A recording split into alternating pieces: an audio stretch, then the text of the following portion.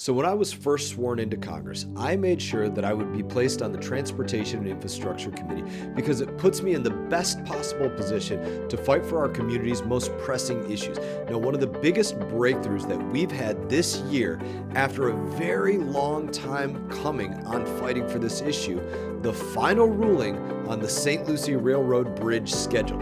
Now go back to 2021.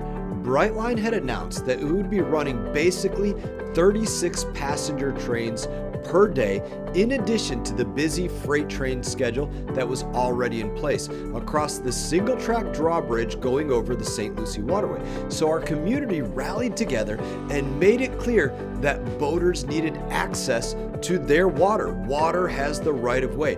Boaters have the right of way, full stop. It's hard to understate how important this issue is for our home, for our community. Water isn't just vital to our economic success, it's the way of life for our community. Whether we're fishing, whether we're boating, whether we're just going out to the sandbar, whether we're traversing to a friend's house, going out to dinner, going to the downtown docks, whatever it is, it's related to water. That's why I even invited the new Secretary of Transportation, Sean Duffy, one of my former colleagues and a friend, to visit our district and take a look for himself.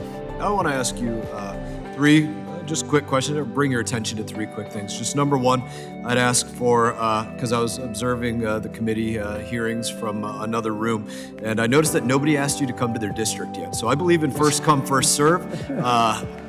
So I just want to say, please take the time, come down to my district. There's a few things that I want to show you, and since I was the first one to ask, that means I get priority. The senators were much more aggressive on coming to states. Second thing I'd ask you to just take time to review is the mega grant program. Under the previous administration, there was guidance that if there was a grant received on one front, and if, for example, if you're doing a rail line, obviously rail lines are long, they span entire states and multi-states, that you couldn't necessarily have another grant in a different area. I would ask that you would review that and see if we're going to have the same guidance under the Trump administration than under the Biden administration. With the Coast Guard publishing the final schedule for the St. Lucie River Bridge, the recreational boating community and the commercial boating industry now have a predictable and reliable schedule in law, in statute. So boaters will have access to their waterway, traversing through that area where the bridges are without having to wait for the train bridge to be down 50% of the time at bare minimum. I want to switch gears to something different but related. For many in the Fort Pierce community, Florida East Coast Rail has been a bad neighbor. For years, we've seen trash and debris piling up along their tracks, old tires, broken railroad ties, junk left scattered throughout neighborhoods, no ability for them to go out there and decide that they're going to cut the grass, keep things looking tidy around our community. Instead of owning up to it, they sued the city of Fort Pierce in federal court, all because our zoning commission in Fort Pierce asked them to do one simple thing: clean up the mess that you're leaving behind. But it didn't stop there.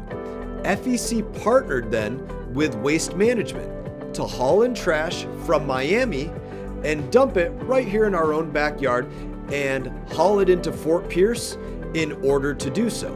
That is having a major effect on our community. Now, I want to be fair about a couple of things. After we brought to attention all of the garbage that was laying around, FEC tried to do a better job of cleaning up that garbage, and they were largely successful in that. I'm not going to say totally successful, but they did a better job at cleaning up that garbage, and I appreciate that.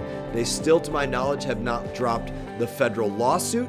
That may be coming in the future, but it hasn't taken place yet. To me, that's not being a good neighbor. Now, I want to go back to what we're talking about with the trash coming in from Miami. Neither FEC or Waste Management gave a rat's tail end about the way that would affect our Fort Pierce community. Bringing in load after load of garbage every single day, bringing it through our streets, having it sit behind people's homes.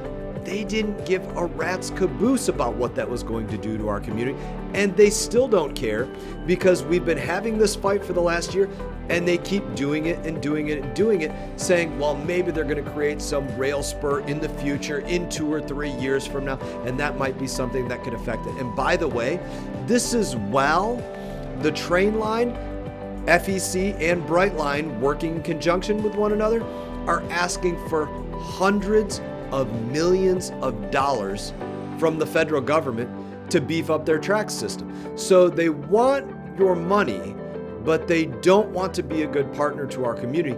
That is a serious problem to me. They need to clean up the trash.